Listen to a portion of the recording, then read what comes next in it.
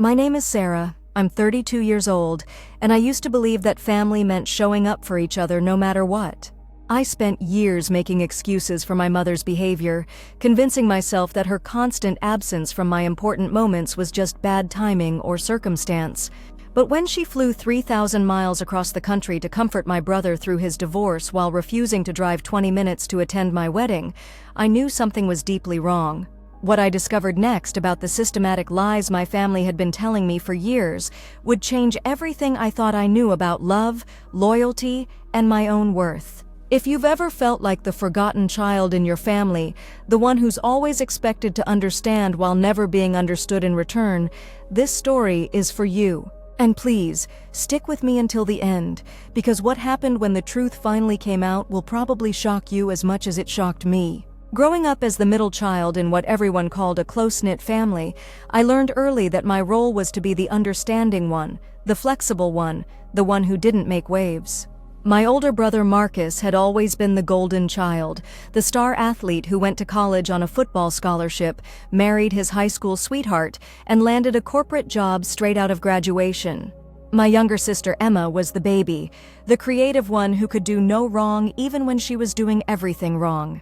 And then there was me, reliable Sarah, the one who got good grades quietly, who helped with family events without being asked, who never caused drama or demanded attention. My mother Linda had always had a special relationship with Marcus. She attended every single one of his football games throughout high school and college, drove 6 hours each way just to watch him play for 30 minutes. She threw elaborate birthday parties for him even after he got married, and when he bought his first house, she spent weeks helping him decorate and organize. With Emma, she was endlessly patient and supportive, funding art classes and photography equipment, displaying Emma's work proudly around the house, and bragging to anyone who would listen about her artistic daughter. With me, there was always a reason why she couldn't quite make it to my events. When I graduated summa cum laude from nursing school, she had a migraine and stayed home while my father attended alone. When I got my first job at the county hospital, she forgot to ask how my first day went. When I bought my first car with money I'd saved from working double shifts, she barely looked up from her crossword puzzle when I showed her the keys.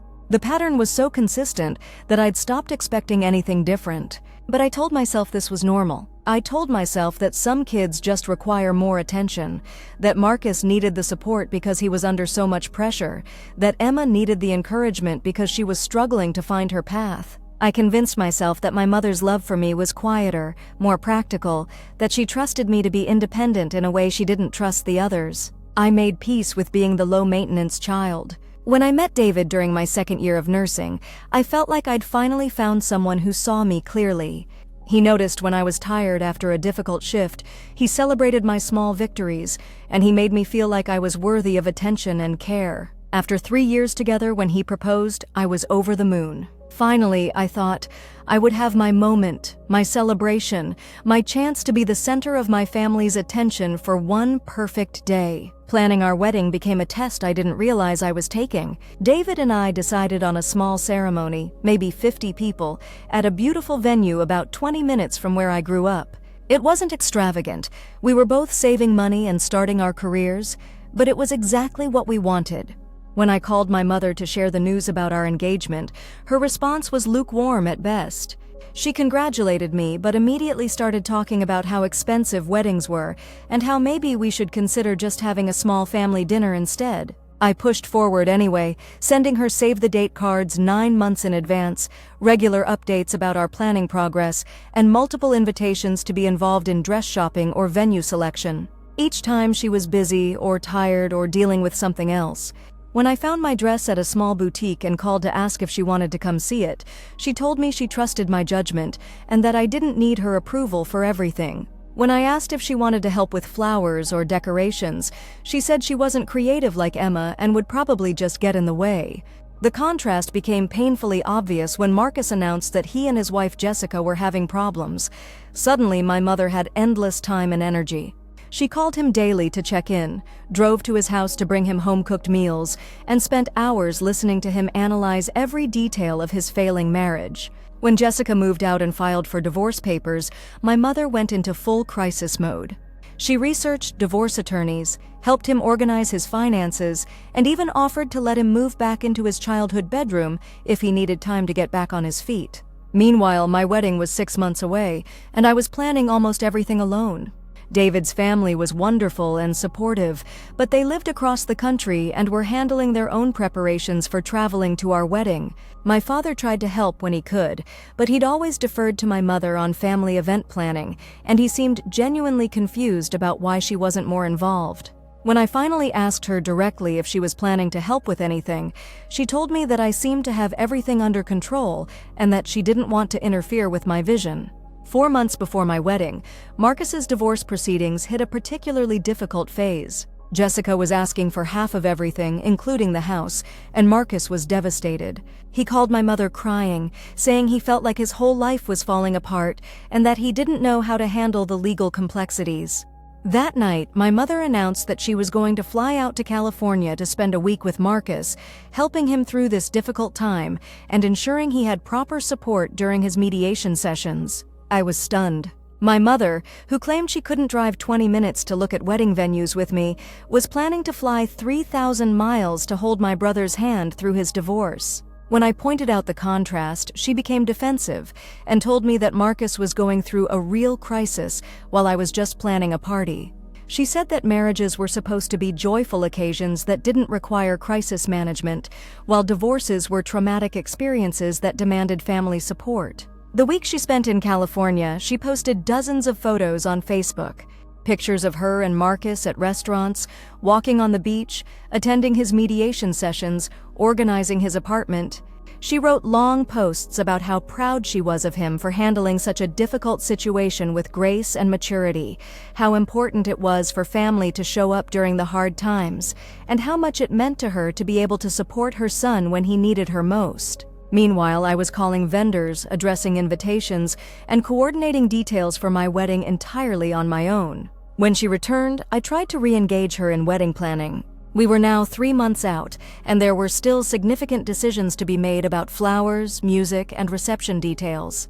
I asked if she wanted to come with me to a final dress fitting, and she said she was too exhausted from her trip to commit to anything that weekend. I asked if she wanted to help me create centerpieces, and she said her back was bothering her from all the traveling. I asked if she would at least like to know what food we were serving, and she said she trusted the caterers to handle everything professionally. 2 months before my wedding, Marcus called with more drama. Jessica was being unreasonable about custody arrangements for their dog, and he was considering hiring a more expensive attorney to fight for full custody. He was stressed and overwhelmed and needed emotional support. Without hesitation, my mother booked another flight to California. This time, she would be gone for 10 days, returning just 3 weeks before my wedding. I finally snapped. I called her while she was at Marcus's apartment and asked her point blank how she could justify flying across the country twice for his divorce while showing no interest in my wedding. Her response was devastating and revealing. She told me that Marcus was family in a way that required real sacrifice and commitment, while my wedding was just one day that would happen whether she was heavily involved or not. She said that I had always been independent and capable, so I didn't need the same level of support that Marcus required. She said that divorce was a genuine emergency while weddings were optional celebrations. But then she said something that made everything click into place. She told me that Marcus had always been sensitive and needed more care, and that she couldn't understand why I was being so selfish about demanding attention when my brother was going through the worst experience of his life. She said that some children were just naturally more self-sufficient, and that I should be grateful for my independence instead of expecting to be babied like Marcus. That conversation forced me to recognize patterns I'd been ignoring for years. My mother had never seen my achievements as requiring celebration, or my struggles as deserving support. When I'd worked 3 jobs to pay for nursing school, she'd commented that I was smart to be so responsible about money. When I'd struggled through my first year as a new nurse, dealing with difficult patients and learning complex procedures, she'd said that nursing was supposed to be challenging and that I'd figure it out. When I'd saved for months to afford a decent apartment, she'd barely acknowledged the accomplishment. Meanwhile, every time Marcus faced any difficulty, she mobilized like a general preparing for war. When he'd struggled with chemistry in college, she'd researched tutors and called the professor. When he'd had trouble finding a job after graduation, she'd used her network to set up interviews and connections. When his marriage started having problems, she'd immediately positioned herself as his primary emotional support system. 3 weeks before my wedding, she returned from California with stories about how much she'd helped Marcus navigate his custody battle and how grateful he was to have such a supportive mother. She seemed genuinely surprised when I didn't ask for details and hurt when I didn't praise her for being such a caring parent. She made a few half-hearted offers to help with last-minute wedding preparations, but they felt obligatory rather than genuine, and I declined. 1 week before my wedding, the most devastating blow arrived. Marcus called to inform the family that his divorce mediation had been scheduled for the same weekend as my wedding. He was distraught about the timing and said he didn't think he could handle being at a celebration when he was going through such a traumatic legal process. He asked if we could postpone the wedding by a few weeks so that he could attend after his mediation was resolved. When I explained that postponing was impossible, we'd already paid vendors, guests had made travel arrangements, and David's family was flying in from across the country, Marcus became emotional and said that he couldn't believe his own sister wouldn't support him during the most difficult time in his life. He said that if I truly cared about family, I would find a way to make the timing work for everyone. My mother immediately sided with Marcus. She called me to explain that divorce mediation was more important than a wedding because it would determine the rest of his life, while a wedding was just one day. She suggested that David and I could have a small ceremony as planned and then have a larger celebration later, when Marcus was emotionally available to participate. She said that real family meant making sacrifices for each other, and that this was my opportunity to show Marcus the same support that she'd been showing him. When I refused to postpone, my mother made a decision that revealed everything I needed to know about my place in her priorities. She announced that she would be flying back to California to support Marcus through his mediation weekend, which meant she would miss my wedding entirely. She said that Marcus needed her more than I did, that I had David's family for support, and that I would understand someday when I had children of my own how impossible it was to abandon one child in crisis for another child's celebration. The week leading up to my wedding, while I was handling final preparations and trying to process the reality that my own mother was choosing to miss my wedding, she was posting on Facebook about her flight to California and her dedication to supporting Marcus through his difficult legal battle. She wrote about the importance of family loyalty and sacrifice, about how proud she was to be there for her son when he needed her most, and about how blessed she felt to have raised children who understood the true meaning of love and commitment. David's parents, who had flown in from Oregon, were horrified when they learned that my mother wouldn't be attending. David's mother asked if there had been some terrible emergency or health crisis that required her absence. When I explained that she was choosing to attend my brother's divorce mediation instead, David's parents exchanged looks that I couldn't quite interpret. David's father quietly asked if this was typical behavior for my mother, and I realized I didn't know how to answer because I'd never really examined her patterns objectively before. My wedding day was beautiful despite my mother's absence. David's family embraced me completely. His mother walked me down the aisle alongside my father, and his sister stepped in to help with all the small details that a mother typically handles. Our friends were wonderful, the ceremony was perfect, and I felt genuinely happy and loved. But there was an unmistakable hollow space where my mother should have been, a sadness that shadowed even the most joyful moments. During the reception, several family friends approached me to ask where my mother was. When I explained that she was in California supporting Marcus through his divorce, their reactions ranged from confusion to outright disapproval. My great-aunt Margaret, who had known my mother since childhood, pulled me aside and told me that my mother's priorities seemed backwards and that missing her daughter's wedding for any reason short of a medical emergency was inexcusable. Multiple people commented that they'd never heard of a mother missing her child's wedding for something that wasn't life-threatening. But the most revealing moment came when my cousin Jennifer, Marcus's age and someone I'd grown up with, approached me near the end of the evening. She told me she needed to share something that had been bothering her for months. According to Jennifer, Marcus's mediation had actually been scheduled for the following Tuesday, not the weekend of my wedding. She knew this because her husband worked at the same law firm that Marcus was using, and the scheduling had been a topic of conversation at several family gatherings. Jennifer explained that Marcus had specifically requested that his mediation be scheduled for my wedding weekend because he was uncomfortable with the idea of attending a celebration while going through a divorce. He had told my mother that it would be too emotionally difficult for him to watch me be happy when his own marriage was ending, and that he would prefer family support during his legal proceedings rather than having to pretend to be happy at a wedding. My mother had apparently agreed that his emotional needs were more important than my wedding, and together they had created the story about unavoidable scheduling conflicts. The revelation hit me like a physical blow. My mother hadn't missed my wedding because of an emergency or an unavoidable conflict.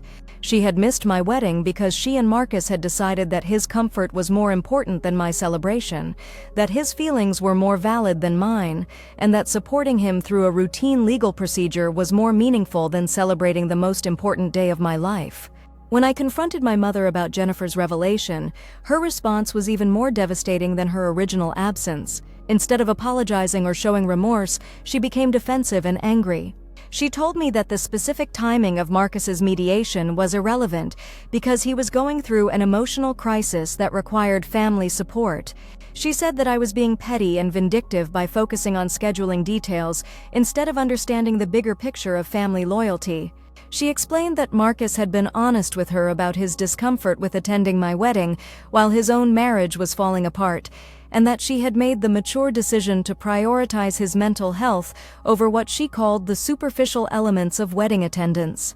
She said that a good mother recognizes when one child needs more support than another, and that my refusal to understand Marcus's emotional state proved that I was selfish and self-centered. Most devastatingly, she told me that she had expected me to be grateful that Marcus was honest about his limitations, instead of attending my wedding and being miserable the entire time. She said that real love meant making hard choices about where to invest time and energy, and that Marcus's needs were simply more urgent than my wants. She concluded by saying that if I couldn't understand the difference between supporting someone through a crisis and celebrating someone through a happy occasion, then I had a lot of growing up to do. That conversation forced me to step back and examine my entire relationship with my mother through a completely different lens. I started thinking about all the times she had been unavailable for my achievements and celebrations, and I realized that there had always been reasons, always excuses, always someone or something else that took priority.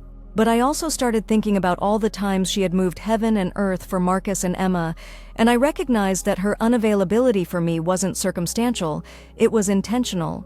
I decided to seek therapy to help process what I was beginning to understand was a lifetime of systematic emotional neglect and favoritism. My therapist helped me recognize that my mother's behavior fit clear patterns of scapegoating, where one child is consistently treated as less important, less deserving of attention and support, and more responsible for being understanding and flexible when family needs conflict. Through therapy, I began to understand that my mother had trained me from childhood to expect less, demand less, and accept less than my siblings. She had praised my independence not because she was proud of my strength, but because my independence made it easier for her to focus her attention on Marcus and Emma. She had characterized my achievements as expected rather than celebrated, not because she had higher standards for me, but because acknowledging my success would have required the same level of investment and attention that she was unwilling to provide. The most painful realization was that my mother's choice to miss my wedding wasn't an isolated incident of poor judgment. It was the inevitable culmination of 32 years of consistently placing my needs last. She had missed my wedding not because Marcus's situation was more urgent, but because she had never valued my experiences as worthy of her time, attention, or sacrifice. 6 months after my wedding, I made the decision to establish clear boundaries with my mother. I wrote her a letter explaining that I would no longer accept being treated as a secondary priority in our family, that I would no longer make excuses for her systematic unavailability, and that moving forward, our relationship would need to be based on mutual respect and genuine investment rather than my endless understanding and accommodation. Her response was predictably defensive and manipulative. She accused me of holding grudges and being unforgiving. She said that families were supposed to support each other through difficult times, not punish each other for making hard choices. She claimed that I was being dramatic and oversensitive, and that normal families didn't require formal letters to resolve minor disagreements. But most tellingly, she made no acknowledgement of her patterns of behavior, no recognition of the pain her choices had caused, and no commitment to changing her approach to our relationship. Instead, she doubled down on her narrative that Marcus had needed her more than I had, and that any loving daughter would have been understanding and supportive of her decision to prioritize his crisis over my celebration. The next test came 8 months later when I was promoted to head nurse in the cardiac unit at my hospital. It was a significant achievement that I was genuinely proud of. I was the youngest person ever to hold that position at our hospital, and the promotion came with both increased responsibility and a substantial salary increase. When I called to share the news with my mother, her response was lukewarm congratulations, followed by a long story about how stressed Marcus was in his new job and how proud she was of him for staying strong during such a challenging career transition. When I pointed out that she had spent more time talking about Marcus's job stress than celebrating my actual promotion, she told me that I was being competitive and petty. She said that successful people didn't need constant validation and praise, and that my demand for attention was immature and self-centered. She concluded by saying that Marcus's struggles were more important than my achievements, because supporting people through difficulties was more meaningful than celebrating people through successes. That conversation confirmed everything I had learned in therapy about my mother's inability to see me as an individual deserving of attention and celebration in my own right. I realized that no achievement would ever be significant enough to earn her genuine interest and investment, because her attention was permanently focused on Marcus and Emma in ways that left no meaningful space for me. I made the difficult decision to stop seeking my mother's approval or attention. I stopped calling her with updates about my life, stopped inviting her to participate in my experiences, and stopped expecting her to show interest in my achievements or struggles. Instead, I focused on building deeper relationships with people who valued me consistently: David's family, close friends, colleagues who appreciated my work, and extended family members who had always treated me as important and worthy of attention. The shift was both painful and liberating. Painful because it meant acknowledging that my mother was never going to be the parent I needed or deserved, but liberating because it freed me from the exhausting cycle of hoping, expecting, and being disappointed. I stopped taking her lack of interest personally and started recognizing it as a reflection of her own limitations rather than my inherent worth. A year after my wedding, Marcus's divorce was finalized, and he began dating someone new. My mother was thrilled about his new relationship and spent considerable time and energy getting to know his girlfriend, planning special dinners and outings, and ensuring that the new girlfriend felt welcomed and valued in our family. When David and I celebrated our first wedding anniversary with a small dinner party, my mother didn't attend because she had plans to help Marcus and his girlfriend find furniture for their new apartment together. The contrast was so stark that even my father began to notice and comment on my mother's differential treatment. During a private conversation, he acknowledged that my mother had always been more attentive to Marcus and Emma, and he expressed regret that he hadn't done more to ensure I received equal attention and support. He apologized for not recognizing the patterns earlier and promised to be more intentional about celebrating my achievements and supporting my experiences going forward. My father's acknowledgement was validating, but also highlighted how obvious my mother's favoritism had always been to anyone paying attention.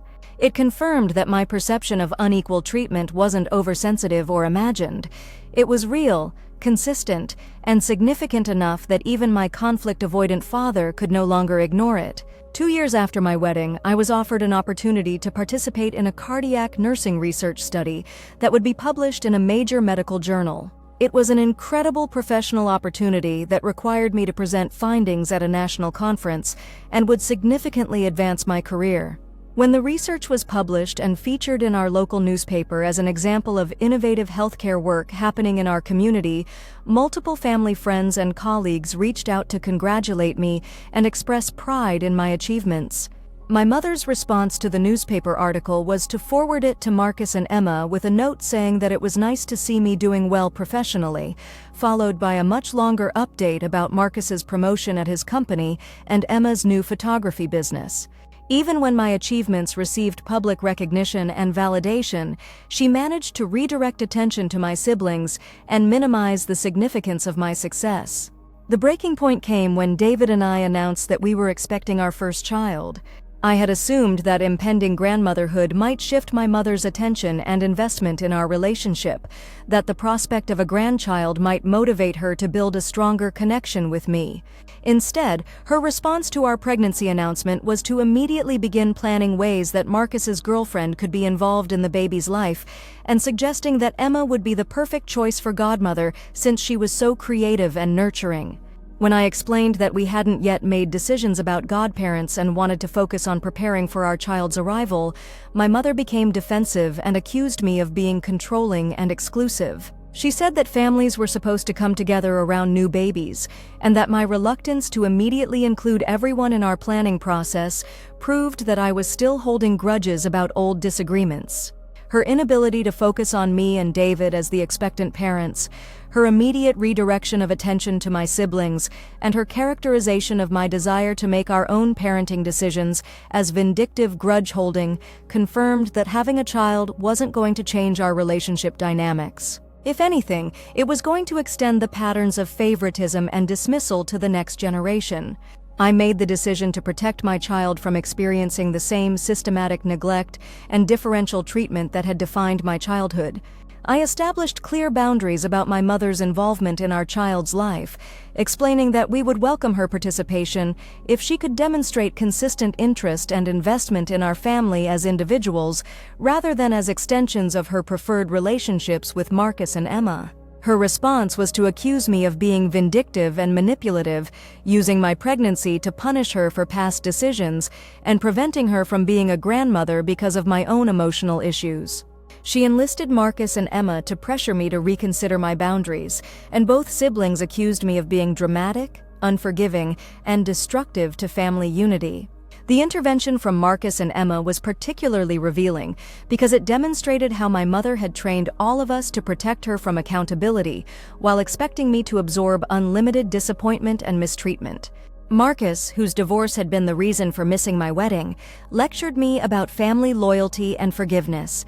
Emma, who had received unconditional support and attention throughout her life, accused me of being selfish and demanding. Neither sibling acknowledged the patterns of differential treatment I had experienced, neither recognized the validity of my concerns about protecting my child, and neither showed any willingness to examine their own roles in maintaining family dynamics that consistently placed my needs and experiences last. Their unified response confirmed that I was truly alone in recognizing and refusing to accept the systematic favoritism that had defined our family relationships. Through continued therapy and the support of David's family, I developed the emotional strength to maintain my boundaries despite family pressure and manipulation. I learned to distinguish between genuine relationship repair, which requires acknowledgement and behavioral change, and surface-level reconciliation, which requires only my renewed accommodation and understanding. My mother's unwillingness to acknowledge her patterns of favoritism, her inability to recognize the impact of missing my wedding, and her continued prioritization of Marcus and Emma's comfort over my legitimate concerns confirmed that she was incapable of the kind of genuine change that would be necessary for a healthy relationship. When our daughter was born, my mother expected to be included in all the traditional grandmother activities: hospital visits, baby showers, first holidays, and regular babysitting. When I explained that her involvement would be limited until she demonstrated consistent respect for our family unit, she accused me of using my daughter as a weapon and denying her the right to be a grandmother. But the most telling moment came when she chose to attend Marcus's girlfriend's birthday party instead of our daughter's first birthday celebration. When I pointed out the symbolism of missing another major milestone in my life, she explained that Marcus's girlfriend was going through a difficult time at work and needed family support, while our daughter was too young to remember her first birthday anyway. The fact that she missed our daughter's first birthday for the same reasons and with the same justifications that she had missed my wedding confirmed that nothing had changed in her value system or priorities. My child, like me, would always be secondary to Marcus's needs and comfort, and her celebrations would always be deemed less important than his crises or relationships. That realization gave me complete clarity about the necessity of maintaining strict boundaries to protect both myself and my daughter from experiencing the systematic emotional neglect that had defined my childhood. I stopped expecting my mother to change and started focusing entirely on building positive relationships with people who valued and prioritized our family appropriately. Today, 3 years after my wedding and 2 years after our daughter's birth, I have built a life centered on mutual respect, genuine support, and consistent love. David's parents are actively involved grandparents who celebrate our achievements and support us through challenges. My work colleagues recognize and appreciate my contributions. My friends invest in our relationship reciprocally, and I have found peace in accepting my mother's limitations while refusing to accept her mistreatment. My mother continues to maintain that she did nothing wrong in missing my wedding, that her choice to prioritize Marcus's emotional needs was appropriate and mature, and that my ongoing boundaries are evidence of my vindictive and unforgiving nature. She has never acknowledged the patterns of favoritism that defined my childhood, never recognized the impact of her consistent unavailability, and never taken responsibility for the pain her choices have caused. But I no longer need her acknowledgement or validation to know my worth. Through therapy, supportive relationships, and professional success, I have learned that my value doesn't depend on my mother's recognition, that my achievements are meaningful regardless of her interest, and that I deserve to be prioritized and celebrated by the people who claim to love me. The most important lesson I learned is that biological relationships don't automatically deserve unlimited patience and accommodation. Family members, like all people, earn continued access to our lives through their treatment of us, their respect for our experiences, and their investment in our well-being. Setting boundaries with family isn't selfish or vindictive. It's necessary for protecting our mental health and ensuring that our children grow up understanding that they deserve to be valued, celebrated, and prioritized by the people who claim to love them. If you're dealing with family members who consistently put your needs last, dismiss your achievements, or expect you to be understanding while offering no understanding in return, please know that your experiences are valid, your feelings are justified, and you deserve better. You don't have to accept differential treatment because it's coming from family, and you're not obligated to maintain relationships that consistently diminish your worth or happiness. Setting boundaries isn't easy, and it often gets worse before it gets better as family members escalate their manipulation and pressure. But protecting yourself and your children from systematic emotional neglect is worth the temporary discomfort of establishing limits and consequences. Remember that real love involves consistent action, not just declared affection. People who truly value you will show up for your important moments, celebrate your achievements, and support you through challenges. If someone consistently fails to demonstrate genuine care and investment, their proclaimed love is just words without substance. You are worthy of being prioritized, celebrated, and supported. You deserve relationships that enhance your life rather than drain your emotional energy. And you have every right to protect yourself and your children from people who refuse to treat you with the respect and consideration that all human beings deserve. Have you experienced similar patterns of favoritism in your own family? Have you struggled with setting boundaries with family members who consistently put your needs last? Share your experiences in the comments. This community is here to support each other through these difficult but necessary journeys toward healthier relationships and stronger boundaries.